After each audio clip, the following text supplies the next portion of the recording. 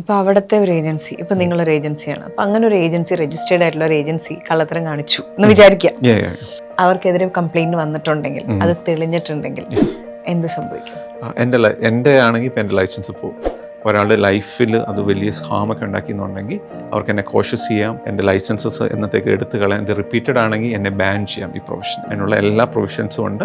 പക്ഷേ ഇവർക്ക് എന്തെങ്കിലും സാമ്പത്തികമായിട്ട് എന്തെങ്കിലും നഷ്ടങ്ങൾ ഉണ്ടായിട്ടുണ്ടെങ്കിൽ ഞങ്ങൾക്കൊക്കെ ഇൻഷുർഡ് ആണ്, വേറെ ഇൻഷുറൻസ് ഉണ്ട്, അവർ ഇവരുടെ കോമ്പൻസേറ്റ് ചെയ്യും. ശരിക്കും നാട് പോലെ ആയി തുടങ്ങുന്നുണ്ടോ ഓസ്ട്രേലിയ?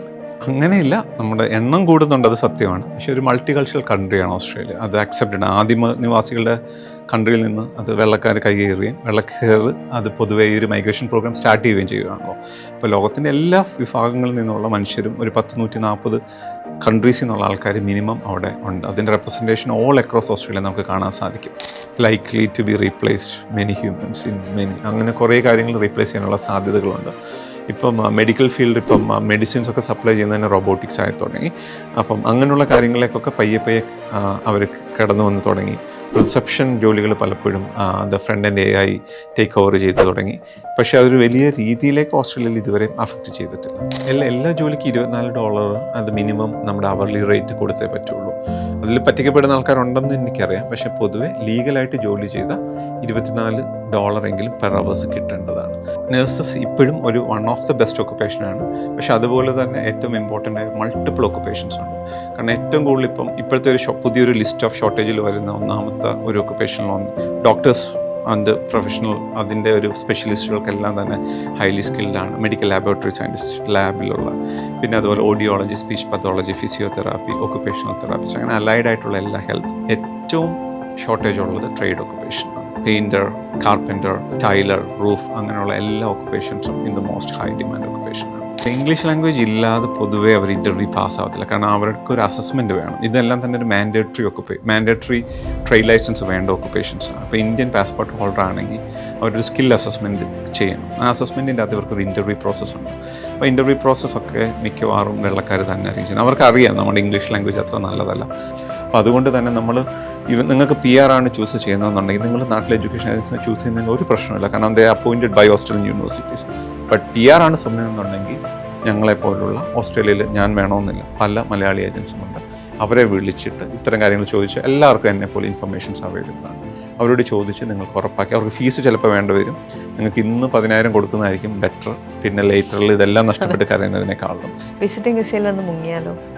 അവരെന്തായാലും പിടിക്കും. കുറച്ച് നാളിനുള്ളിൽ പിടിച്ചു കഴിഞ്ഞാൽ കയറ്റി വിടേണ്ട വരും. കാരണം അതിൻ്റെ ചിലവുകളെല്ലാം തന്നെ ആരാണോ സ്പോൺസർ ഉണ്ടെങ്കിൽ ആ സ്പോൺസറിൻ്റെ തലയിൽ വരും.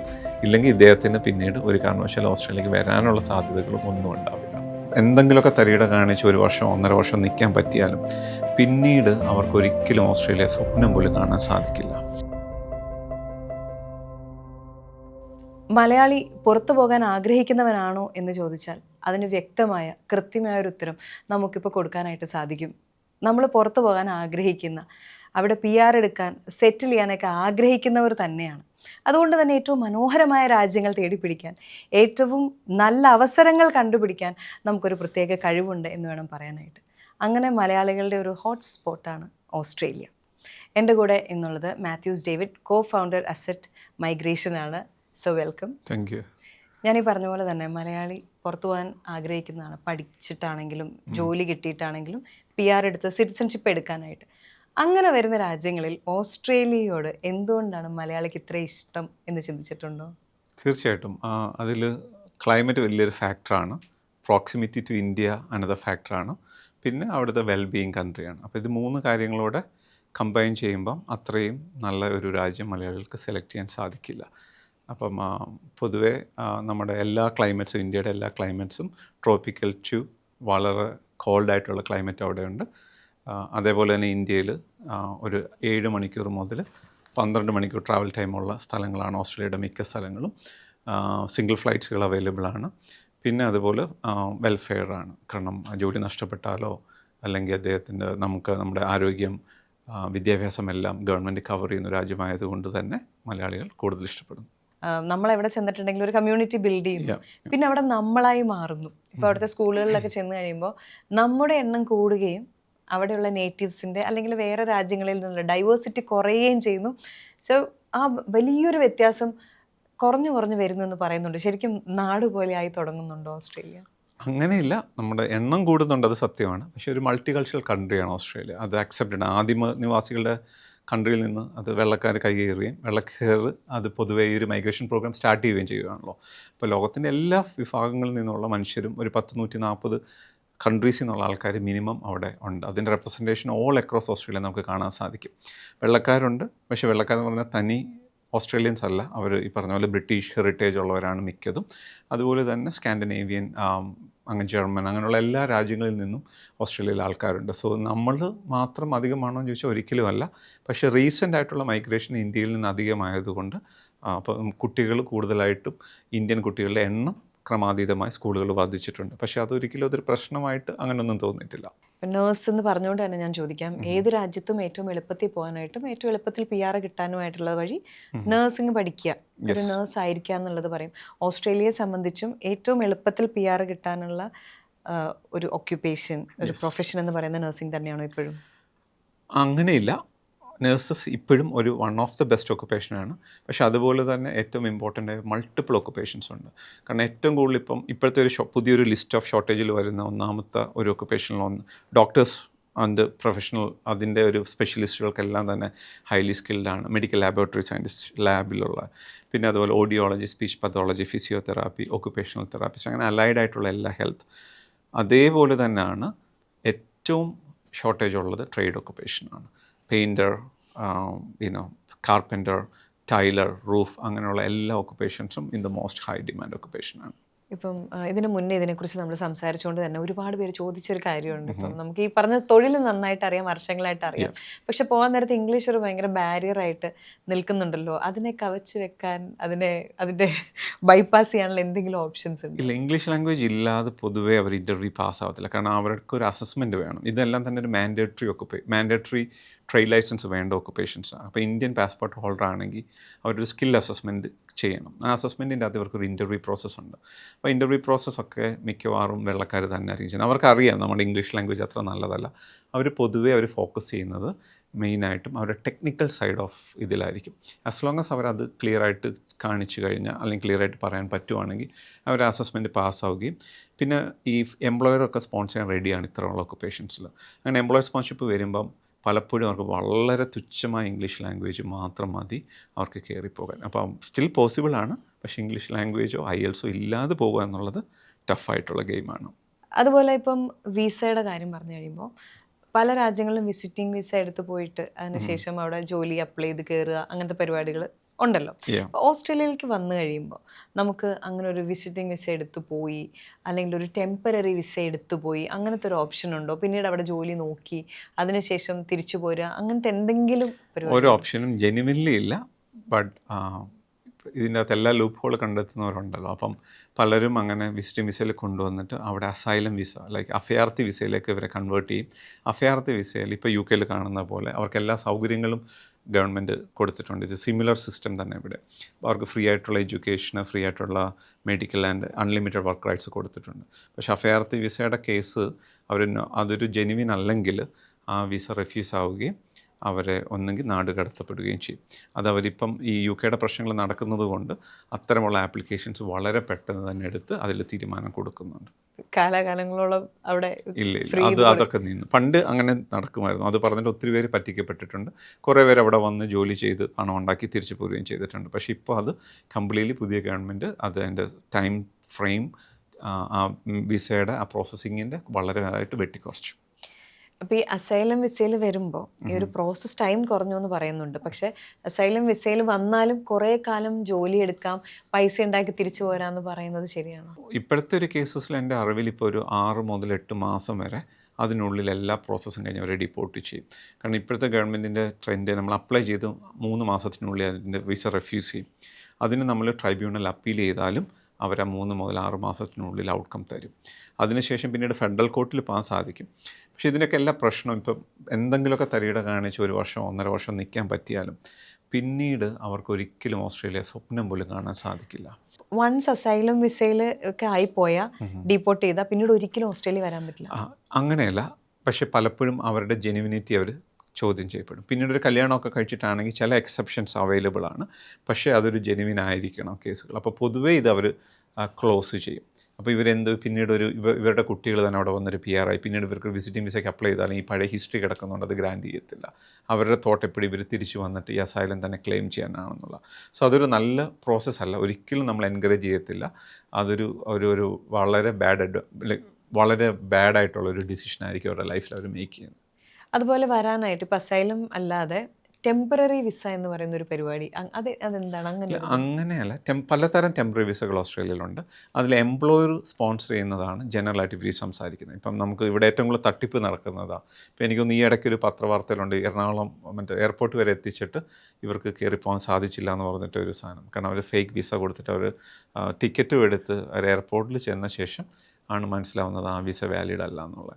അപ്പോൾ അവിടുത്തെ ഓസ്ട്രേലിയയുടെ ഒരു എംപ്ലോയർ അവർക്ക് ഷോർട്ടേജ് ഉള്ളൊരു ഒക്കുപ്പേഷന് വിദേശത്ത് നിന്ന് കണ്ടെത്തുന്നു, അത്രമാത്രമുള്ളൂ. അതായത് ഷോർട്ടേജ് എന്ന് പറയുമ്പം ഓസ്ട്രേലിയയിൽ പത്രങ്ങൾ അഡ്വർട്ടൈസ് ചെയ്തിട്ട് അവിടെ ഒരാളെ കിട്ടാതെ വരുമ്പോഴാണ് ഓസ്ട്രേലിയൻ ഗവൺമെൻറ് അനുമതി കൊടുക്കുന്നത്.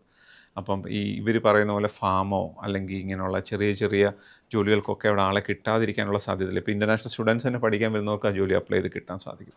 അപ്പോൾ അങ്ങനെ ഒരു ജോലി കിട്ടുക അങ്ങനെ അത്ര ഈസിയല്ല. അപ്പോൾ അതെല്ലാം അതിൻ്റെ പേരിലൊക്കെ ഏറ്റവും കൂടുതൽ സ്കാം നടക്കുന്ന ഒരു സ്ഥലം കൂടാണ് കേരളവും ദുബായും. പക്ഷെ ഇപ്പൊ വിസ കിട്ടിക്കഴിയുമ്പോൾ ഞാൻ കണ്ടിട്ടുണ്ട് ഫേക്ക് വിസ. അത് കണ്ടാൽ നമ്മുടെ ഇതുപോലെ തന്നെ അത്രയും വലിയ കോൺട്രാക്റ്റും ഇതൊക്കെ പോലെ അവർ കൊടുത്തിട്ടുണ്ട്, ഞാൻ കണ്ടിട്ടുണ്ട്. അപ്പൊ ശരിക്കും ഒരു വിസ ഫേക്ക് ആണോ, ഓസ്ട്രേലിയൻ വിസ ഫേക്ക് ആണോ എന്ന് എങ്ങനെ അറിയാം? ഒന്നാമത് ഇതൊരു മെഡിക്കൽ എടുക്കേണ്ടി വരും. എന്ത് ഓസ്ട്രേലിയൻ വിസയ്ക്കാണെങ്കിലും 3 മാസത്തിന് മേളിലോട്ടുള്ള എന്ത് വിസയ്ക്ക് നമ്മൾ ഓസ്ട്രേലിയയിൽ മെഡിക്കൽ ക്ലിയർ ചെയ്യണം. അപ്പോൾ ഇന്ത്യയിൽ മെഡിക്കൽ ഓസ്ട്രേലിയൻ ഗവൺമെൻറ് അക്സെപ്റ്റ് ചെയ്തേക്കുന്ന കുറച്ച് ക്ലിനിക്സുകളുള്ളത്. ഇപ്പോൾ കേരളത്തിലാണെങ്കിൽ തിരുവനന്തപുരം, കോഴിക്കോട്, ഇപ്പോൾ റീസെൻ്റ്ലി കൊച്ചി, ഈ 3 സ്ഥലങ്ങളിൽ മാത്രമാണ്. ആ ക്ലിനിക്സിൻ്റെ പേര്, ഡീറ്റെയിൽസ് എല്ലാം തന്നെ ഓസ്ട്രേലിയൻ ഗവൺമെൻറ്റിൻ്റെ വെബ്സൈറ്റ്സിൽ അവൈലബിൾ ആണ്. അപ്പോൾ അവിടെ നിങ്ങൾ മെഡിക്കൽ എടുക്കാൻ നമുക്കൊരു പേപ്പർ കിട്ടുവാണെങ്കിൽ, ഒരു ഹാപ്പ് ID എന്ന് പറയും, ഹാപ്പ് ID വെച്ചിട്ട് ആ പറയുന്ന ക്ലിനിക്കാണ് നിങ്ങളുടെ മെഡിക്കൽ എടുക്കുന്നതെന്നുണ്ടെങ്കിൽ നിങ്ങൾ ഓൾമോസ്റ്റ് വിശ്വസിക്കാം this is A real thing. അതാണ് ഒന്നാമത്. രണ്ടാമത്തേത് വിസ കിട്ടിക്കഴിഞ്ഞാൽ VEVO വെവോ ചെക്ക് എന്ന് പറഞ്ഞ് അടിച്ച് കഴിയുമ്പോഴത്തേനും നമ്മുടെ ഡീറ്റെയിൽസ് അതിൽ കൊടുത്തു കഴിയുമ്പോൾ ഓസ്ട്രേലിയൻ ഗവൺമെൻറ് തന്നെ ഒരു PDF ആയിട്ട് ഡൗൺലോഡ് ചെയ്യാവുന്ന ഒരു സാധനം തരും, വെരിഫിക്കേഷൻ. അതിൽ രണ്ടാമതും ചെക്ക് ചെയ്യാൻ സാധിക്കും. പക്ഷേ തട്ടിപ്പ് ചെയ്യുന്നവരെല്ലാവരും തന്നെ പൊതുവേ പറയുന്നത് ചെന്നൈയും ഡൽഹിയിലുമാണ് പോയി ചെയ്യുന്നത്. അവർ തന്നെ അറേഞ്ച് ചെയ്തിരുന്ന ക്ലിനിക്കുകളാണ് ഈ മെഡിക്കലെല്ലാം ചെയ്യുന്നത്. അപ്പോൾ അങ്ങനെ വിട്ട് കഴിഞ്ഞാൽ തന്നെ നിങ്ങൾ മനസ്സിലാക്കിക്കോണം അത് ഫേക്ക് ആണെന്നുള്ള. ജെന്യുവിനായിട്ടുള്ള ആൾക്കാർ ഈ പറയുന്ന കിംസിലോ തിരുവനന്തപുരത്തോ കോഴിക്കോടോ ഉള്ള ക്ലിനിക്സിൽ മാത്രമേ നിങ്ങൾ വിടുകയുള്ളൂ. ഇപ്പോൾ ഒരാൾ 2 വർഷത്തിനുള്ളിൽ അങ്ങോട്ട് പോകണമെന്ന് വിചാരിക്കുകയാണെങ്കിൽ എടുക്കേണ്ട കോഴ്സ് എന്തായിരിക്കണം, അല്ലെങ്കിൽ ഏതൊരു ഇതിലായിരിക്കും എക്സ്പീരിയൻസ് ഇപ്പം മേടിക്കുന്നത്? ഓക്കെ, ലുക്ക്, അവിടെ അങ്ങനെ ലിസ്റ്റ് ഉണ്ടെങ്കിൽ കൂടെ ഈ മെയിനായിട്ട് ഈ സ്റ്റുഡൻസിനുള്ള വിസ സപ്പോർട്ട് തരുന്നത് അതാത് സ്റ്റേറ്റുകളും അതായത് ടെറിട്ടറികളുമാണ്. അപ്പം ഈ വലിയ സ്കിൽ ലിസ്റ്റിനേക്കാളും കൂടുതൽ കുട്ടികൾ നോക്കേണ്ടത് ഏത് സ്റ്റേറ്റാണ് നമുക്ക് PR-ന് സപ്പോർട്ട് ചെയ്യുന്നതെന്നുള്ളതാണ്. അപ്പം ലാസ്റ്റ് പറഞ്ഞ ഇൻ്റർവ്യൂവിൽ ഒരു ഭയങ്കര കോൺട്രവേഴ്സി ആയ ഒരു കേസാണുള്ളത്, കുറേ കുട്ടികൾ തിരിച്ചു വരും എന്നുള്ളത്. അപ്പോൾ അന്ന് ഞാൻ 40% പറഞ്ഞെങ്കിൽ ഇന്ന് എനിക്ക് 60% പറയേണ്ടി വരും. 60% കുട്ടികളും തിരിച്ച് പോരേണ്ടി വരും. കാരണം ഈ വർഷം മുതൽ ഇത് ഇപ്പം കേരളത്തിൽ നിന്ന് കേൾക്കുന്നവർക്ക് ഭയങ്കര പ്രയാസമായിരിക്കും, പക്ഷേ ഓസ്ട്രേലിയയിലുള്ളവർ അതിൻ്റെ റിയാലിറ്റി മനസ്സിലാക്കി തുടങ്ങി. കാരണം ഈ പ്രാവശ്യം മുതൽ അവർ 189 എന്ന് പറഞ്ഞ ഏറ്റവും മെയിനുള്ള വിസയ്ക്ക് കാറ്റഗറൈസ് ചെയ്തു. അവർ ഷോർട്ടായി ഒക്കുപ്പേഷൻസ് കൊണ്ടുവരുന്നു. പല സ്റ്റേറ്റുകളും സർട്ടൻ ഒക്കുപ്പേഷൻസ് റിമൂവ് ചെയ്ത് കളയുന്നു. അപ്പോൾ അങ്ങനെയെല്ലാം വന്നു കഴിയുമ്പോഴത്തേന് കുറച്ച് ടഫാകും. ഞാനപ്പോൾ സ്റ്റാറ്റിറ്റിക്കലി പറയാം, ഇപ്പോൾ ന്യൂ സൗത്ത് വെയിൽസ് നമ്മുടെ സിഡ്നി ഉള്ള സ്ഥലത്ത് 3,62,000 കുട്ടികളാണ് ഇന്ന് പഠിക്കുന്നത് ഇന്നത്തെ ദിവസം. എക്സാക്റ്റ് കണക്കല്ല, എന്നാലും 3,60,000 സംതിങ് ആണുള്ളത്. ആ സ്റ്റേറ്റിൻ്റെ PR-ൻ്റെ ഈ വർഷത്തെ ടോട്ടൽ കോട്ട കഴിഞ്ഞ പ്രാവശ്യത്തേക്കാളും 30% വെട്ടിക്കുറച്ച് 30% വെട്ടിക്കുറച്ച് 3,600 സംതിങ്ങിലേക്ക് എത്തിച്ചിട്ടുണ്ട്. 5,000 ആയിരുന്നു, അതിന് 30% എത്രയാണോ അത്രയും വരുന്നുണ്ട്, ഏകദേശം അത്ര 3,400 3,600 അതിൻ്റെ ഇടയിൽ എന്തോ. 3,60,000-വും 3,600 തമ്മിലുള്ള ഡിഫറൻസ്, അതാണ് അന്ന് ആൾക്കാർ കമൻറ്റ് ചെയ്തതിൻ്റെ ഉത്തരം. സോ എന്തുകൊണ്ടാണ് ഞാൻ അങ്ങനെ പറയുന്നത്, എന്താണ് കുട്ടികൾ തിരിച്ചു വരാനുള്ള കാരണം? അപ്പോൾ ഇതിൻ്റെ ഒറ്റ ആൻസറേ ഉള്ളൂ, the differences of 3,60,000 international students and 3,600 total invitation per year. അതിൽ തന്നെ കാര്യങ്ങൾ വ്യക്തമാണ്. ഇപ്പോൾ ഈ 3,600 എണ്ണവും ഓസ്ട്രേലിയ പഠിക്കുന്ന പിള്ളേർക്ക് കൊടുക്കുമോ? അതില്ല, ഒരിക്കലും കൊടുക്കില്ല. കാരണം ന്യൂ സൗത്ത് വെയിൽസിന് വേണ്ടത് അവരുടെ ഏറ്റവും ക്രിട്ടിക്കലായിട്ടുള്ള ഒക്കുപ്പേഷനിൽ ഏറ്റവും എക്സ്പീരിയൻസ്ഡ് ആയിട്ടുള്ള ആൾക്കാരാണ്. അത് ഓസ്ട്രേലിയക്കുള്ളിൽ കിട്ടാൻ സാധ്യത കുറവാണ്. അത് ഓവർസീസിൽ നിന്ന് കിട്ടണം. ഇപ്പോൾ 3600 പകുതി ആൾക്കാർ അവർ വെളിയിൽ നിന്ന് ഇൻവൈറ്റ് ചെയ്യും. അപ്പം അവിടെ ഉള്ള ഇൻ്റർനാഷണൽ സ്റ്റുഡൻസിൻ്റെ നേരെ 1800 കുറയും. പിന്നെയും ന്യൂ സൗത്ത് വെയിൽസിൽ ഇവിടുത്തെ എല്ലാ IT ഫേമിൽ നിന്ന് 482 ഒത്തിരി അധികം ആൾക്കാരുണ്ട്. നേഴ്സസ് 482 ഡോക്ടേഴ്സ് ഡെൻറ്റിസ്റ്റ് 482 അവരും ഈ പൂളിലുള്ളതാണ്. വർക്കിംഗ് ഹോളിഡേ വിസയിൽ എത്രയും പല രാജ്യങ്ങളിൽ നിന്നുള്ളവരുണ്ട്. അപ്പം ഇങ്ങനെ നോക്കിക്കഴിയുമ്പോഴത്തേന് ടോട്ടൽ കോമ്പറ്റീഷൻ ഈസ് 3600 ആയിരിക്കില്ല, 500,000 അല്ലെങ്കിൽ 5 lakhs എബവ് ആയിരിക്കും ഈ പറയുന്ന 3600 വിസയ്ക്ക്. സോ അതാണ് എനിക്ക് അന്നത്തെ ഉത്തരം പറയണമെന്നുണ്ടായിരുന്നു. അപ്പോൾ ഇതൊരു അവസരം കിട്ടിയപ്പം ഐ സെറ്റ് സ്റ്റാറ്റിസ്റ്റിക്സ്. സോ അതേസമയം വിക്ടോറിയ, മെൽബൺ എടുത്തു കഴിഞ്ഞാൽ അവിടെയും പിള്ളേർ വലിയ കുറവൊന്നുമില്ല, 2,80,000 പിള്ളേരുണ്ട്. അവർക്കും സീറ്റ് ഇതുപോലെയുള്ളൂ. പക്ഷേ അതേസമയം ടാസ്മാനിയ എല്ലാവർക്കും അറിയാവുന്നൊരു ബ്യൂട്ടിഫുൾ സ്ഥലമാണ്, കുറച്ചകന്ന സ്ഥലമാണ്. അവിടെ ആകെ പഠിക്കുന്ന കുട്ടികൾ 7000 കുട്ടികളാണ്. അവർക്കും ഉണ്ട് ഇതേപോലെ തന്നെ സീറ്റ്. അപ്പം that makes sense, right? Possibilities എത്രയോ മടങ്ങുകൾ കൂടി അവിടെയുള്ള കുട്ടി കിട്ടാൻ. അതേസമയം ടോപ്പിൽ നോർത്തിലേക്ക് വരും, നോർത്തേൺ ടെറിട്ടറിയിൽ ആകെ കുട്ടികൾ 5000 കുട്ടികൾ താഴെ പഠിക്കുന്നുള്ളൂ. അവർക്കും ഉണ്ട് 2000 സീറ്റോളം എവറി ഇയർ. സോ അവിടെ പഠിക്കുന്നവർക്ക് 2-3 വർഷം സ്റ്റേ ബാക്ക് ഉണ്ടെങ്കിൽ തന്നെ അവർക്ക് ഉറപ്പായിട്ടും ഇതിൽ കയറി പോകാനുള്ള സാധ്യത 100% അവിടെ കിട്ടും.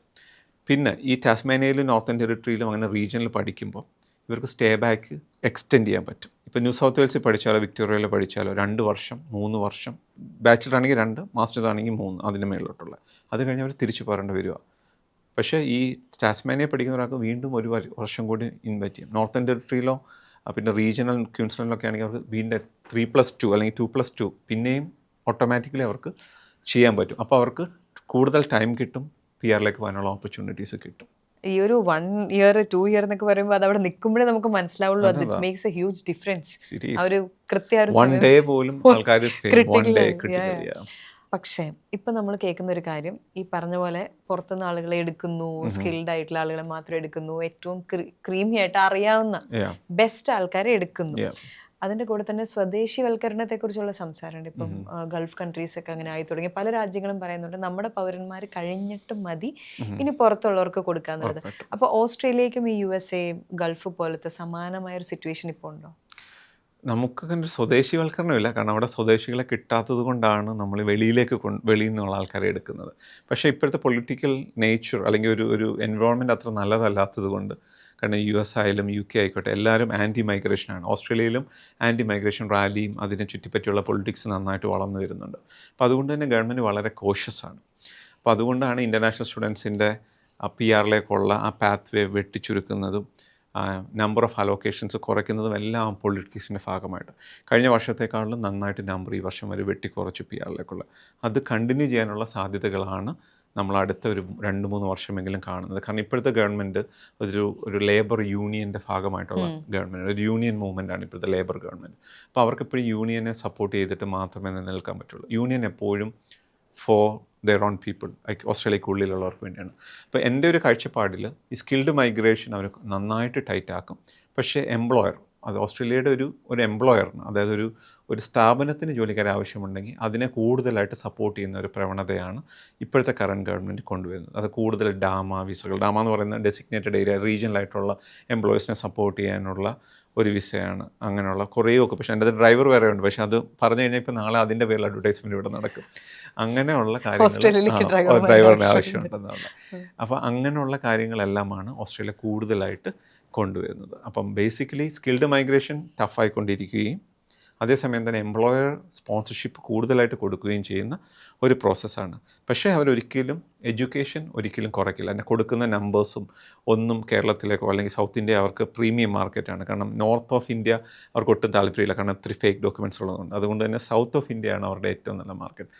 കുട്ടികൾക്കുള്ള എഡ്യൂക്കേഷണൽ വിസാസ് അവർ നന്നായിട്ട് റൺ ചെയ്യും. കാരണം നമ്മളുടെ ഏറ്റവും പണം കൊണ്ടുവരുന്ന 3-ാമത്തെയോ 4-ാമത്തെയോ ബിസിനസ്സാണ് എഡ്യൂക്കേഷൻ, ഇൻ്റർനാഷണൽ എഡ്യൂക്കേഷൻ. അപ്പോൾ ഓസ്ട്രേലിയയെ സംബന്ധിച്ചിടത്തോളം രാജ്യം ഒരിക്കലും അതിനെ ഒരിക്കലും കുറയ്ക്കില്ല. പക്ഷേ PR-ലേക്കുള്ള സാധനം അവർ സെയിം ടൈറ്റ് ചെയ്യുകയും ചെയ്യും.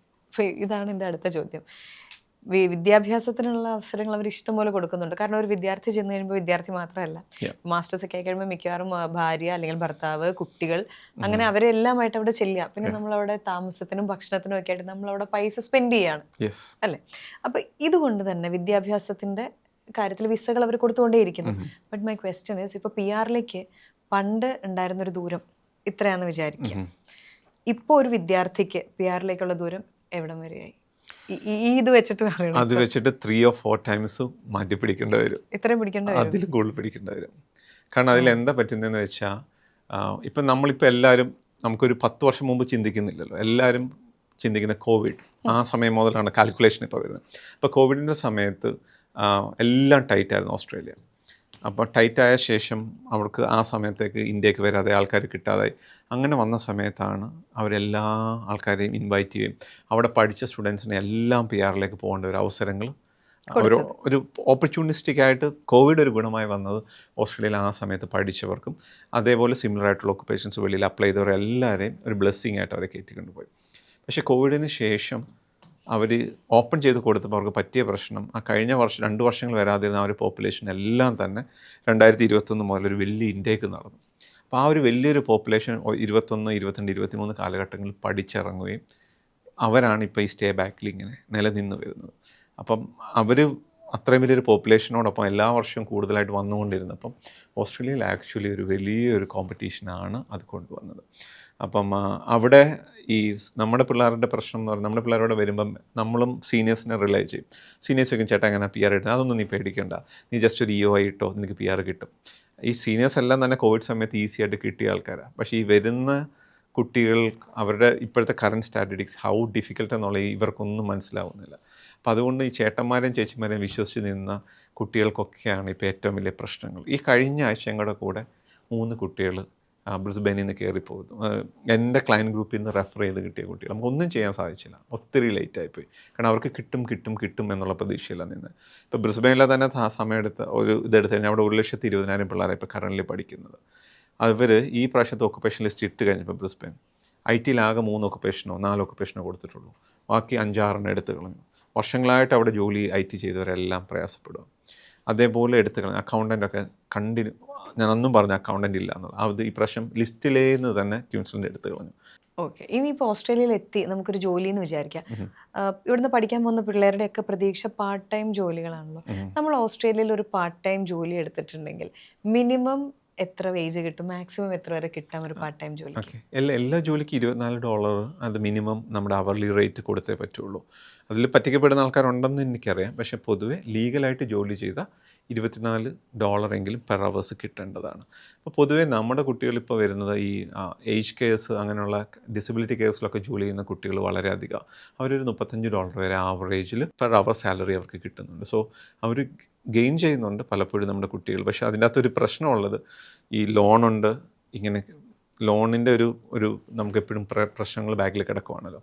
അതേപോലെ ഈ ജോലിയിൽ നിന്ന് നമുക്ക് വന്നു തുടങ്ങുമ്പോൾ കുട്ടികൾ കൂടുതലായിട്ട് ജോലിയിലേക്ക് ഫോക്കസ് ചെയ്യും, സ്റ്റഡി പിന്നോട്ട് പോവുകയും ചെയ്യും. അല്ലെങ്കിൽ സ്റ്റഡി കംപ്ലീറ്റ് ചെയ്താൽ കൂടി PR-ൻ്റെ കേസസ് അവർ ഒരു ലാസ്റ്റ് 1 ഇയറിലൊക്കെയാണ് ചിന്തിക്കുന്നത്. ഓക്കെ, ഇനിയും നിൽക്കണമെന്നുണ്ടെങ്കിൽ ഞാൻ എന്ത് ചെയ്യണം? പക്ഷെ അന്നേരത്തേക്ക് ടു ലേറ്റ് ആയി പോകും. അവിടുത്തെ ഏറ്റവും ഹയസ്റ്റ് പെയ്ഡ് ജോബ്സിൽ വരുമ്പോൾ അവർലി റേറ്റ് എത്രയൊക്കെ കിട്ടും? ഡിപ്പെൻസ് ആണ്. ഇപ്പോൾ ലോക്കം എന്ന് പറയുന്നത് ഇപ്പോൾ മെഡിക്കൽ ലോക്കംസ് ഒക്കെ ആണെങ്കിൽ $300-400 പെർ അവർ തന്നെ മെഡിക്കൽ ഡോസ് ചെയ്യുക. അങ്ങനെ കാരണം ആവറേജ് ആണ്. അതിലൊക്കെ കൂടുതൽ ഉള്ള പ്രൊഫഷൻസ് ഉണ്ട്. Depends on of that. PR-ൻ്റെ ചതിക്കുഴികൾ നമ്മൾ ഒരുപാട് കേൾക്കുന്നുണ്ട്. അപ്പം അത് നിങ്ങളൊരു ഇത് ഡീൽ ചെയ്യുന്ന, ഇതിനെക്കുറിച്ച് വ്യക്തമായി അറിയുന്ന രജിസ്റ്റേർഡ് ആയിട്ടുള്ള ഒരാളായതുകൊണ്ട് ഞാൻ ചോദിക്കാം, ഏറ്റവും കൂടുതൽ സ്കാംസ് ഇപ്പോഴും PR-ൻ്റെ കേസിലുണ്ടാവുന്ന എന്ത് പറഞ്ഞിട്ടാണ്, എങ്ങനെയാണ് പറ്റിക്കപ്പെടുന്നത്? ഞാൻ പലപ്പോഴും ആലോചിക്കും. കാരണം ഒരു ഏജൻസി അങ്ങനെ ഒരു ബ്ലാറ്റൻ ലൈ പറഞ്ഞ് പറ്റിക്കുക എന്ന് പറയുമ്പോൾ അത് ഭീകരമല്ലേ? സോ എന്താണ് അങ്ങനെ? അതിൻ്റെ ലൂപ്പ് ഹോൾ ഓസ്ട്രേലിയൻ ഗവൺമെൻറ് തന്നെ സെറ്റ് ചെയ്ത് വെച്ചേക്കുക. കാരണം ഓസ്ട്രേലിയൻ്റെ നമ്മുടെ മൈഗ്രേഷൻ പ്രോസസ്സ് തുടങ്ങുമ്പോൾ പോയിന്റ് ബേസ്ഡ് ആണല്ലോ. അതിൽ ഒരു 400ഓളം അല്ലെങ്കിൽ 300 സംതിങ് ഒക്കുപേഷൻസ് ഉണ്ട്. ഇപ്പം ഈ കേരളത്തിൽ ആരെയൊക്കെ എടുത്താലും 100 പേര് എടുത്തു കഴിഞ്ഞാൽ 60 പേരും ഏതെങ്കിലും ഒരു ഒക്കുപേഷനിലെത്തും. പിന്നെ ഇവർക്ക് 65 പോയിന്റ് മീറ്റ് ചെയ്യാൻ വലിയ പാടൊന്നുമില്ല. ഒരു സ്കിൽ അസസ്മെൻറ്റ് ചെയ്യിക്കുക. ഫോർ എക്സാമ്പിൾ സിമ്പിൾ പറഞ്ഞ ഒരു എഞ്ചിനീയർ, ഇവിടെ പഠിച്ചിറങ്ങുന്ന ഒരു എഞ്ചിനീയർ പഠിച്ചു കഴിയുമ്പോൾ തന്നെ ഓസ്ട്രേലിയൻ സ്കിൽ അസസ്മെൻറ്റ് കിട്ടും. കാരണം engineering degrees accepted in Australia, ഇന്ത്യയുടെ എല്ലാം തന്നെ. ആ സ്കിൽ അസസ്മെൻറ്റ് കിട്ടിയ ഒരു എക്സ്പീരിയൻസും ഇല്ല. IELTS പറഞ്ഞ കുട്ടികൾ ഈസി ആയിട്ട് IELTS നമ്മുടെ കുട്ടികൾ ചെയ്യും. അപ്പം അവർക്കൊരു 65 പോയിൻ്റ് മീറ്റ് ചെയ്യും. മീറ്റ് ചെയ്ത് കഴിഞ്ഞു. അപ്പോൾ as per the policy, Australian immigration policy, yes he meet 65 points, he can apply for an EOI. അതുവരെ ഏജൻസി എല്ലാം കറക്റ്റാണ്, ഞങ്ങളെല്ലാവരും കറക്റ്റാണ്. പക്ഷേ the reality is Australia never going to invite someone with that profile. നിങ്ങളെല്ലാം കറക്റ്റാണ്, ഏജൻസി പറഞ്ഞത് correct as per Australian immigration law എല്ലാം കറക്റ്റാണ്. പക്ഷേ 65 പോയിന്റിൽ ഓസ്ട്രേലിയക്ക് why we need a fresher in Australia? Australian ഗവൺമെൻറ്റിന് ഒരു ഫ്രഷറിന് ആവശ്യമില്ല അല്ലേ? The need experienced more people ആവേണ്ട. അപ്പം സ്റ്റേറ്റും ടെറിട്ടറീസൊക്കെ എത്ര എക്സ്പീരിയൻസിന് പോയിന്റ് കൂടുതൽ ക്ലെയിം ചെയ്തിട്ടുണ്ടോ അവർക്കായിരിക്കും കൂടുതൽ കൺസിഡറേഷൻ കൊടുക്കുന്നത്. അപ്പം ഇങ്ങനെയാണ് പറ്റീര് ലീഗൽ ബേസിസിൽ നടക്കുന്നത്. ഇപ്പോൾ ലീഗലായിട്ട് പറ്റീര് നടക്കാം, ഇല്ലീഗലായിട്ട് നടക്കാം. പല ഏജൻസികളും ലീഗലായിട്ട് പറ്റിക്കുന്നത് സ്കിൽ അസസ്മെൻറ്റ് ചെയ്യുമ്പോൾ നമ്മൾ 3 ഘട്ടങ്ങളായിട്ട് നമ്മൾ എല്ലാ ഏജൻസികളും പൈസ മേടിക്കുന്നത്. ആദ്യം രജിസ്റ്റർ ചെയ്യുമ്പോൾ ഒരു പൈസ, സ്കിൽ അസസ്മെൻറ്റ് അതിൻ്റെ അകത്ത് ഇൻക്ലൂഡഡ് ആണ് ഞങ്ങളുടെ കേസസിൽ. രണ്ടാമത്തെ കേസ് നമ്മൾ EOI ചെയ്യുന്നു. ലാസ്റ്റ് കേസാണ് ഇൻവിറ്റേഷൻ വന്നാൽ ലാസ്റ്റ് ഗഡു. അപ്പോൾ ആദ്യത്തെ ഈ 2 ഗഡുക്കളും ഈസി ആയിട്ട് നമുക്ക് കളക്ട് ചെയ്യാൻ സാധിക്കും. അപ്പോൾ ആയിരക്കണക്കിന് പേര് വന്നു കഴിഞ്ഞാൽ നമ്മൾ കോടീശ്വരാകും. പക്ഷേ ലാസ്റ്റ് ഗഡുവിലാണ് മോസ്റ്റ് ഇമ്പോർട്ടൻറ്റ് തിങ്. കാരണം അത് ഇവിടെ 1000 പേര് ഇൻവൈറ്റ് ചെയ്താൽ ചിലപ്പം അതിൽ 10 പേർക്കോ അല്ലെങ്കിൽ 50 പേർക്ക് കിട്ടിയെങ്കിലായി. പക്ഷേ ഏജൻസിയെ കുറ്റം പറയാൻ പറ്റില്ലല്ലോ, അതാണ് ഏജൻസി റൈറ്റ് അല്ലേ? ഏജൻസി റൈറ്റാണ്. അതുകൊണ്ട് ഇവർക്ക് ആർക്കും ഫയൽ ചെയ്യാനോ കംപ്ലയിൻറ്റ് ചെയ്യാനോ ഒന്നും സാധിക്കില്ല. പക്ഷേ ഇതിൻ്റെ അകത്ത് സ്മാർട്ടായിട്ടുള്ള ആൾക്കാർക്ക് പിന്നെയും ലൂപ്പ് ഹോൾസ് ഉണ്ട്. ഓസ്ട്രേലിയൻ മൈഗ്രേഷൻ ലോ പ്രകാരം ഒരു പ്രോസ്പെക്റ്റീവ് ആളെ നമ്മൾ എടുക്കാൻ സാധിക്കുകയുള്ളൂ എന്ന് അങ്ങനെ ചെയ്യാവുള്ളൂ എന്നുള്ളതാണ് നമ്മുടെ കോഡ് ഓഫ് എത്തിക്സ് അല്ലെങ്കിൽ കോഡ് ഓഫ് കണ്ടക്ട്. അപ്പോൾ അത് വെച്ചിട്ട് നിങ്ങൾ കേസ് ഫയൽ ചെയ്ത് കഴിഞ്ഞാൽ ഒട്ടും പ്രോസ്പെക്റ്റീവ് അല്ലായിരുന്നു, 65 പോയിന്റ് വെച്ച് കിട്ടത്തില്ലായിരുന്നു എന്ന് ഏജൻസിക്ക് ഉറപ്പുണ്ടായത്, എന്നിട്ട് ഞങ്ങളുടെ പൈസ തട്ടിച്ചു എന്ന് പറഞ്ഞാൽ ചിലപ്പോൾ അവർക്ക് കോർട്ടിൽ വിൻ ചെയ്യാൻ പറ്റും. പക്ഷേ ഇതിൻ്റെ എല്ലാം പ്രശ്നം എന്ന് പറഞ്ഞാൽ ഇതെല്ലാം ഓസ്ട്രേലിയൻ ബേസ്ഡ് ഏജൻസികളാണെങ്കിൽ we registered in Australia, jurisdiction is in Australia, അങ്ങനെയൊക്കെ പ്രശ്നങ്ങളുണ്ട്. പക്ഷേ ഇത് ഏറ്റവും നല്ലത് ഞാൻ ലാസ്റ്റ് ടൈമും പറഞ്ഞ പോലെ നമ്മൾ പൈസ കൊടുക്കുന്നതിന് മുമ്പ് നമ്മൾ ഹാർഡ് ഏണിങ് പൈസ നമ്മൾ നമ്മുടെ റിസർച്ച് ചെയ്തിരിക്കണം. Is it possible or not എന്നുള്ളത് ചെയ്യണം. ഞാൻ അന്നും അക്കൗണ്ടൻറ്റിൻ്റെ കാര്യം പറഞ്ഞു. ഒരു അക്കൗണ്ടൻറ്റ് അതിനുശേഷം എൻ്റെ അറിവിൽ ആർക്കും ഇൻവിറ്റേഷൻ കൊടുത്തിട്ടില്ല. ഞാൻ പണ്ട് കേട്ടിട്ടുണ്ട് ആപ്പിൾ പെറുക്കാനായിട്ട് കൊണ്ടുവന്നത് പെട്രോൾ പമ്പിൽ. യെസ്, എനിക്ക് അടിക്കും അത് രസം. അവിടെ പെട്രോൾ പമ്പിൽ നമ്മൾ തന്നെ അടിക്കുന്നു. അതെ പെട്രോൾ പമ്പിലെ ജോലി അത് ഇപ്പോഴും ഉണ്ട്. പെട്രോൾ സ്റ്റേഷനിലെ ജോലി കൊടുക്കും. അത് ഗൾഫിലാണ് ഏറ്റവും കൂടുതൽ. അതില്ലല്ലോ, നമ്മൾ തന്നെ അടിച്ച് നമ്മൾ തന്നെ പൈസ കൊടുക്കുന്ന സിസ്റ്റം ആണല്ലോ. ഇനി ഇപ്പൊ AI ഓട്ടോമേഷൻ ഒരുപാട് വരുന്നൊരു കാലമാണ്. ഇപ്പം റോബോട്ട്സ് ഒരുപാട് ജോലികൾ എടുത്തുകൊണ്ട് പോകും, നമുക്ക് ജോലികൾ കുറയുമെന്ന് പറയും, അങ്ങനെ പറയുന്നുണ്ട് പല സ്ഥലങ്ങളിലും. ഓസ്ട്രേലിയയെ സംബന്ധിച്ച് പറഞ്ഞ ഈ ഒരു AI ഓട്ടോമേഷൻ ഇതൊക്കെ വന്നു കഴിഞ്ഞപ്പം ലൈക്ക് എന്തെങ്കിലും ജോലി സിനാരിയോസിൽ വ്യത്യാസം വന്നിട്ടുണ്ട്? ഇതുവരെയും വലിയ രീതിയിൽ മാറ്റങ്ങൾ വന്നിട്ടില്ല. പക്ഷേ likely to be replaced many humans in many, അങ്ങനെ കുറേ കാര്യങ്ങൾ റീപ്ലേസ് ചെയ്യാനുള്ള സാധ്യതകളുണ്ട്. ഇപ്പം മെഡിക്കൽ ഫീൽഡ്, ഇപ്പം മെഡിസിൻസ് ഒക്കെ സപ്ലൈ ചെയ്യുന്നതിന് റോബോട്ടിക്സ് ആയി തുടങ്ങി. അപ്പം അങ്ങനെയുള്ള കാര്യങ്ങളിലേക്കൊക്കെ പയ്യെ അവർ കടന്നു വന്ന് തുടങ്ങി. റിസപ്ഷൻ ജോലികൾ പലപ്പോഴും the front and AI take over ചെയ്ത് തുടങ്ങി. പക്ഷേ അതൊരു വലിയ രീതിയിലേക്ക് ഓസ്ട്രേലിയയിൽ ഇതുവരെ അഫക്റ്റ് ചെയ്തിട്ടില്ല. ഇപ്പോൾ ഇവിടെ നിന്ന് വരാൻ ആഗ്രഹിക്കുന്നവർ, നമ്മൾ മലയാളികൾ ഒരുപാട് ഓസ്ട്രേലിയയിലോട്ട് വരാനായിട്ട് നോക്കുന്നുണ്ട്, ഇനിയും പഠിക്കാനായിട്ട് പിള്ളേർ വരുന്നുണ്ട്. ഇപ്പം താങ്കൾ പറഞ്ഞത് ഇപ്പം വരുന്ന പിള്ളേർ തിരികെ വരേണ്ട അവസ്ഥ ഒരുപാട് വരുന്നുണ്ടെന്നാണ്. അപ്പം അങ്ങനെയാണെങ്കിൽ നമ്മളിപ്പം കോഴ്സസ് ചൂസ് ചെയ്യുമ്പോൾ എന്ത് നോക്കിയിട്ടാണ് ചൂസ് ചെയ്യുന്നത്? നല്ല ചോദ്യമാണ്. ഒന്നാമത് കോഴ്സിനേക്കാളും കൂടുതൽ ഞാൻ അന്നും പറഞ്ഞു പോകുന്നു തോന്നുന്നു, ഓസ്ട്രേലിയയിൽ എവിടെ പഠിക്കണം എന്നുള്ളതാണ് മോസ്റ്റ് ഇമ്പോർട്ടൻറ്റ് തിങ്സ്. കാരണം നമ്മൾ പോകുന്ന സ്റ്റേറ്റ് ടെറിട്ടറി നമുക്ക് PR-നെ സപ്പോർട്ട് ചെയ്യും. അത് മോസ്റ്റ് ഇമ്പോർട്ടൻ്റ് തിങ്. ഞാൻ ആദ്യം പറഞ്ഞ ന്യൂ സൗത്ത് വെയിൽസിൻ്റെ എക്സാമ്പിൾ, അവരെന്തായാലും സപ്പോർട്ട് ചെയ്യാനുള്ള സിസ്റ്റത്തിലേക്ക് അവർക്ക് പോകാൻ സാധിക്കത്തില്ല. കാരണം അവരെ കൊണ്ട് ഇമ്പോസിബിളാണ് ഈ 3,60,000 പിള്ളേർക്കും PR കൊടുക്കുക എന്നുള്ളത്. അപ്പോൾ നമ്മൾ എന്ത് ചെയ്യണം? ടാസ്മാനിയ, നോർത്തേൺ ടെറിട്ടറി പോലെ കോമ്പറ്റീഷൻ കുറവുള്ള സ്ഥലങ്ങളിലേക്ക് പോകാൻ ശ്രമിക്കുക. അത് മോസ്റ്റ് ഇമ്പോർട്ടൻറ്റ് തിങ്സ്. രണ്ടാമത്തെ ഇമ്പോർട്ടൻറ്റ് തിങ് സെയിം, അതിൻ്റെ തന്നെ ആൻസർ നമ്മൾ പറഞ്ഞ പോലെ റീജിയനിൽ പഠിക്കുമ്പോൾ നമുക്ക് സ്റ്റേ ബാക്ക് കിട്ടും. മേക്ക് ഷുവർ ചെയ്യണം നമുക്ക് ആദ്യത്തെ കോഴ്സ് കഴിഞ്ഞു ഒന്നും നടന്നില്ലെങ്കിൽ രണ്ടാമത് നമുക്കൊരു സ്റ്റേ ബാക്ക് എക്സ്റ്റെൻഡ് ചെയ്യാനുള്ള ഓപ്ഷനുള്ള കോഴ്സസ് അല്ലെങ്കിൽ ആ സ്ഥലങ്ങളിൽ പഠിക്കാൻ പറ്റണം. മൂന്നാമതുള്ളത് നമ്മൾ പഠിക്കുന്ന കോഴ്സ് അതാത് സ്റ്റേറ്റിൻ്റെ ഒക്കുപേഷൻ ലിസ്റ്റിലുണ്ടോ ഇല്ലയോ എന്നുള്ളത് നമ്മൾ മേക്ക് ഷുവർ ചെയ്യണം. ഈ 3 കാര്യങ്ങളും കൃത്യമായിട്ട് അറിയണമെന്നുണ്ടെങ്കിൽ എനിക്ക് തോന്നുന്നില്ല നാട്ടിൽ നിന്നുള്ള ഒരു എഡ്യൂക്കേഷൻ ഏജൻസിനും ഇതിനെപ്പറ്റി എന്തെങ്കിലും ഗ്രാഹ്യമുണ്ടെന്നുള്ള ഉറപ്പായിട്ടും എനിക്ക് തോന്നുന്നില്ല. അത് അവരുടെ കുറ്റമല്ല, പക്ഷെ അവർക്ക് അത്തരം ഇൻഫർമേഷൻസ് അവൈലബിൾ അല്ല.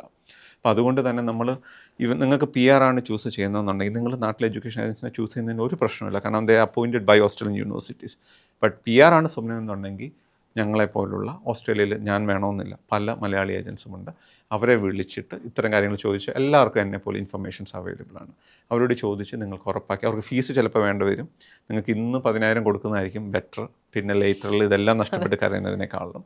അപ്പോൾ എല്ലാവരും തന്നെ പെയ്ഡ് ആയിട്ടുള്ള അപ്പോയിൻമെൻറ്റ്സ് ആണ് എല്ലാ മലയാളി ഏജൻസാണ്. പൊതുവേ നല്ല മൈഗ്രേഷൻ ഏജൻസ് എല്ലാം പെയ്ഡ് അപ്പോയിൻമെൻറ്റ്സ്. കഴിഞ്ഞതിൻ്റെ അത് കുറേ ട്രോള് കിട്ടിയത്. അപ്പോൾ അതുകൊണ്ട് തന്നെ അങ്ങനെ എടുത്ത് കിട്ടിക്കഴിഞ്ഞാൽ ഇവർക്കൊരു ധാരണ ഉണ്ടെങ്കിൽ ഇവർക്കുള്ള PR സാധ്യതകൾ ഒരു 10 മടങ്ങ് അധികമായിട്ട് മാറും. ഇപ്പോൾ അവിടുത്തെ ഒരു ഏജൻസി, ഇപ്പോൾ നിങ്ങളൊരു ഏജൻസിയാണ്, അപ്പോൾ അങ്ങനെ ഒരു ഏജൻസി, രജിസ്റ്റേർഡ് ആയിട്ടുള്ള ഒരു ഏജൻസി കള്ളത്തരം കാണിച്ചു എന്ന് വിചാരിക്കുക, നല്ല രസമായിരിക്കും, തിരിച്ചിറക്കി വിടുമല്ലോ. അപ്പം അങ്ങനെ ഒരു ഏജൻസി അങ്ങനെ ചെയ്തിട്ടുണ്ടെങ്കിൽ, അവർക്കെതിരെ കംപ്ലൈൻറ്റ് വന്നിട്ടുണ്ടെങ്കിൽ, അത് തെളിഞ്ഞിട്ടുണ്ടെങ്കിൽ എന്ത് സംഭവിക്കും? എൻ്റെ ആണെങ്കിൽ ഇപ്പം എൻ്റെ ലൈസൻസ് പോകും. ഒരാളുടെ ലൈഫിൽ അത് വലിയ ഹാമൊക്കെ ഉണ്ടാക്കിയെന്നുണ്ടെങ്കിൽ അവർക്ക് എന്നെ കോഷ്യസ് ചെയ്യാം, എൻ്റെ ലൈസൻസസ് എന്നത്തേക്ക് എടുത്ത് കളയാം. ഇത് റിപ്പീറ്റഡ് ആണെങ്കിൽ എന്നെ ബാൻ ചെയ്യാം ഈ പ്രൊഫഷനിൽ നിന്ന്. അതിനുള്ള എല്ലാ പ്രൊവിഷൻസും ഉണ്ട്. പക്ഷേ ഇവർക്ക് എന്തെങ്കിലും സാമ്പത്തികമായിട്ട് ഇത് പ്രകാരം എന്തെങ്കിലും നഷ്ടങ്ങൾ ഉണ്ടായിട്ടുണ്ടെങ്കിൽ ഞങ്ങൾക്കൊക്കെ ഇൻഷുർഡാണ്, ഇൻഷുറൻസ് ഉണ്ട്, അവർ ഇവരുടെ കോമ്പൻസേറ്റ് ചെയ്യും. ഇനി PR ഇപ്പോൾ നമ്മൾ സംസാരിച്ചു, മൈഗ്രേറ്റ് ചെയ്യുന്ന കാര്യം പറഞ്ഞു, ലൈക്ക് PRൽ നിന്നാണല്ലോ നമ്മൾ സിറ്റിസൺഷിപ്പിലേക്കുള്ളൊരു യാത്ര. അപ്പോൾ ഒരു സ്റ്റുഡൻറ്റ് ചെല്ലുന്നു, PR ആവുന്നു, അപ്പോൾ ആ ആൾക്ക് അവരുടെ ഫാമിലിയെ കൊണ്ടുവരാനും അവർക്ക് അവിടെ PR കിട്ടാനും സിറ്റിസൺസ് ആവാനും ഒക്കെ ഉള്ള പ്രോസസ്സ് എളുപ്പമാണോ? തീർച്ചയായിട്ടും. ഇപ്പോൾ ഇതിൽ ഒരാളോ എലിജിബിൾ ആയാൽ മതി.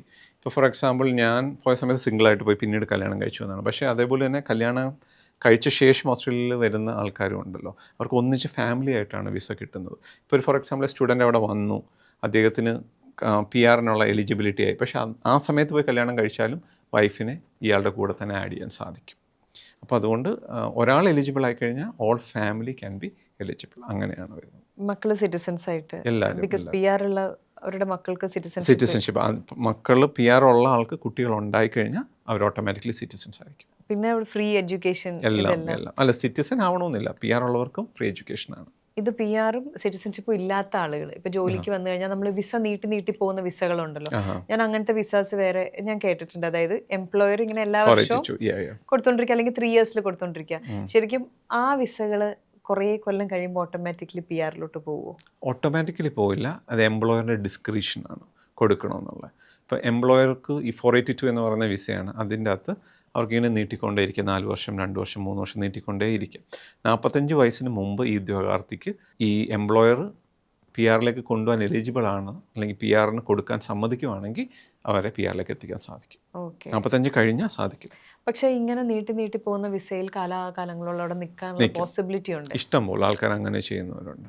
45 വയസ്സ് ശേഷവും നീട്ടിക്കൊണ്ട് പോകുന്നതിന് ഒരു പ്രശ്നമില്ല, PR-ലേക്ക് പോകില്ല എന്ന് മാത്രമേ ഉള്ളൂ. ഒത്തിരി അധികം നമ്മുടെ തന്നെ ഡോക്ടേഴ്സൊക്കെ ഈ 50 വയസ്സ് 60 വയസ്സിന് ശേഷം ഓസ്ട്രേലിയയിൽ പ്രാക്ടീസ് ചെയ്യുന്നവരുണ്ട്. അപ്പോൾ അവർ ഈ വിസയിലാണ് കണ്ടിന്യൂ ചെയ്യുന്നത്. അപ്പോൾ അങ്ങനത്തെ ഒരു പോസിബിലിറ്റി ഉണ്ട്.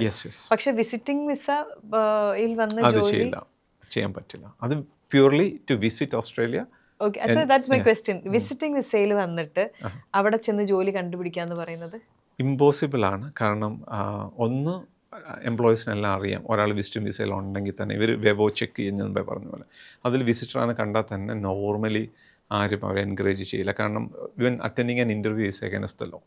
കാരണം അത് pure purpose is to visit. അന്നേരം ഈ എംപ്ലോയ്മെൻറ്റിൽ പോകുന്നത് അത്ര ശരിയല്ല.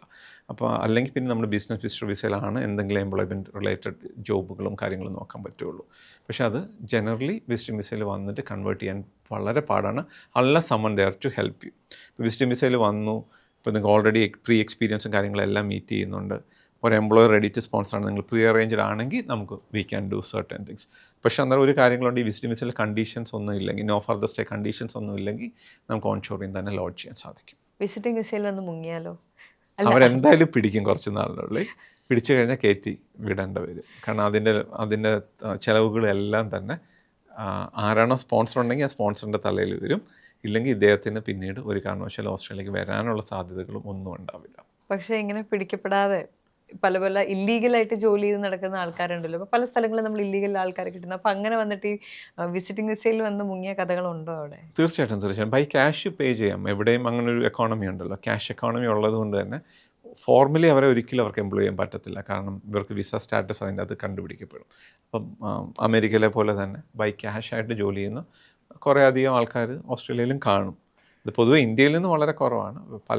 നമ്മളീ പൊതുവെ നമ്മുടെ ഐലൻഡർ കൺട്രീസ് ഉണ്ട്, ചുറ്റുമുള്ള ചെറിയ ചെറിയ ഐലൻഡിൽ നിന്ന് അവർ സീസണൽ വർക്കേഴ്സായിട്ടൊക്കെ വരുന്നവരാണ് അത്തരത്തിൽ ചെയ്യുന്നത്. അവർ പിന്നീട് തിരിച്ച് കയറ്റി വിടുകയാണ് ചെയ്യുന്നത് പിടിച്ചു കഴിയുമ്പോൾ. ഇതുപോലെ ഇപ്പം ഓസ്ട്രേലിയൻ പാസ്പോർട്ടിൻ്റെ അഡ്വാൻറ്റേജസ് എന്തൊക്കെയാണ്? ഓക്കെ, ഈ ട്രാവൽ ചെയ്യാന്നുള്ളതാണ് ഏറ്റവും കൂടുതൽ നമുക്ക് വിസ വേണ്ട എന്നുള്ളതാണ്. അതാണ് ഏറ്റവും most important thing, one of the most powerful പാസ്പോർട്ടാണ്. സോ US ആണെങ്കിലും UK ആണെങ്കിലും കാനഡ ആണെങ്കിലും നമുക്കെല്ലാം ഈ വിസകളാണ്, അല്ലെങ്കിൽ ഓൺലൈനിൽ ഒരു ആപ്പിൽ നമുക്ക് ഡൗൺലോഡ് ചെയ്യാൻ പറ്റും. ഇന്ത്യക്ക് വിസ വേണം, അത് ബാക്കിയുള്ള രാജ്യങ്ങളിലേക്ക് പലപ്പോഴും വിസ വേണം. എനിക്ക് തോന്നുന്നു 68 രാജ്യങ്ങളോ അതുപോലെ 90 അങ്ങനെ എന്തോ രാജ്യങ്ങൾ നമുക്ക് വിസ ഇല്ലാതെ യാത്ര ചെയ്യാൻ സാധിക്കും. താങ്കൾ OCI ആണോ OCI ആണ്. സിറ്റിസൺ ആയിട്ട് വരുന്നത്? ഓക്കെ.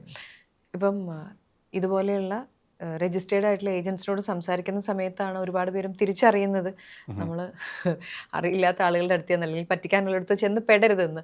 പക്ഷെ നിങ്ങൾ ഓസ്ട്രേലിയയിൽ ഓഫീസായിട്ടിരിക്കുന്ന സമയത്ത് നമ്മൾ നാട്ടിൽ നിന്ന് ഇതിനെക്കുറിച്ച് കൂടുതൽ ഡീറ്റെയിൽസ് അറിയുന്നപ്പോൾ എങ്ങനെയാണ്? നമ്മുടെ ഇത്തരമുള്ള എല്ലാ ഇൻഫർമേഷൻസും നമുക്ക് കൊച്ചി, തിരുവനന്തപുരം, കോഴിക്കോട് ഓഫീസസിൽ അവൈലബിൾ ആണ്. പിന്നെ ഞാൻ എല്ലാ വർഷവും 2-3 പ്രാവശ്യം കേരളത്തിൽ വരുമ്പോൾ ഞാൻ സെമിനാറുകൾ നടത്താറുണ്ട്. ആ സെമിനാറിൽ ആർക്ക് വന്നിട്ടും അവരുടെ എലിജിബിലിറ്റി ചെക്ക് ചെയ്യാം. നമ്മുടെ ഓൾ ടീം അവിടെ ഉണ്ടാവും. അപ്പം നിങ്ങളുടെ കേസുകൾ നടക്കുന്നതാണെങ്കിൽ നമ്മളവിടെ അസസ്മെൻറ്റ് ചെയ്ത് തീർച്ചയായിട്ടും പറയും. ഇൻ്റർനാഷണൽ സ്റ്റുഡൻസിന് അവർക്ക് വന്ന് പഠിക്കാൻ താല്പര്യമുള്ള ആൾക്കാർക്ക് അവരുടെ കോഴ്സ് എലിജിബിൾ ആണോ, അല്ലെങ്കിൽ അവർക്ക് ഏത് സ്ഥലത്ത് പോയാൽ PR കിട്ടും എന്നുള്ള കാര്യങ്ങളും തീർച്ചയായിട്ടും വന്ന് ചോദ്യങ്ങൾ ചോദിക്കാം. നമ്മളതിന് കൃത്യമായ മറുപടികൾ അന്ന് തന്നെ കൊടുക്കാം. ഓക്കെ, അപ്പോൾ അതൊരു ഗോൾഡൻ ഓപ്പർച്യൂണിറ്റിയാണ് ശരിക്കും പറഞ്ഞാൽ.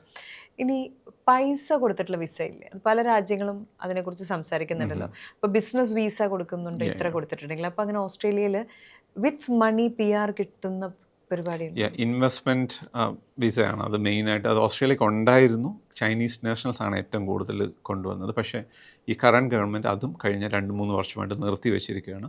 അതിൻ്റെ ഒരു പുതിയൊരു മോഡൽ അവർ ഇൻട്രൊഡ്യൂസ് ചെയ്യുന്നുണ്ട്. ബട്ട് മോർ ഇൻഫർമേഷൻസ് അവൈലബിൾ ആയിട്ടില്ല. പക്ഷേ ഓസ്ട്രേലിയയെ സംബന്ധിച്ചിടത്തോളം അങ്ങനെ ഒരു ഇമ്മീഡിയറ്റ്ലി ഇപ്പോഴാണ് ആ ഒരു കേസ് നടക്കില്ല.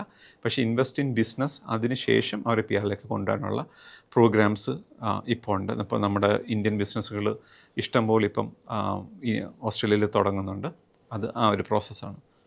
അപ്പോൾ നമ്മൾ തുടങ്ങിയപ്പോൾ പറഞ്ഞ പോലെ തന്നെ മലയാളി ഏറ്റവും കൂടുതൽ വരാൻ ആഗ്രഹിക്കുന്ന, പോകാൻ ആഗ്രഹിക്കുന്ന, കാണാൻ ആഗ്രഹിക്കുന്ന, സെറ്റിൽ ആവാൻ ആഗ്രഹിക്കുന്ന രാജ്യങ്ങളിലൊന്ന് ഓസ്ട്രേലിയ തന്നെയാണ് ഇപ്പോഴും. ഇപ്പം നമ്മൾ പേടിച്ചത്രയും ഭയാനകമല്ല സാഹചര്യങ്ങൾ, വരാനുള്ള അവസരങ്ങൾ ഇപ്പോഴും ഉണ്ട്. പക്ഷേ right path, right course, right agent, അതാണ് എനിക്ക് സംസാരത്തിൽ നിന്ന് മനസ്സിലായത്. അപ്പോൾ thank you so much for your time. Thank you. All the very best. Thank U.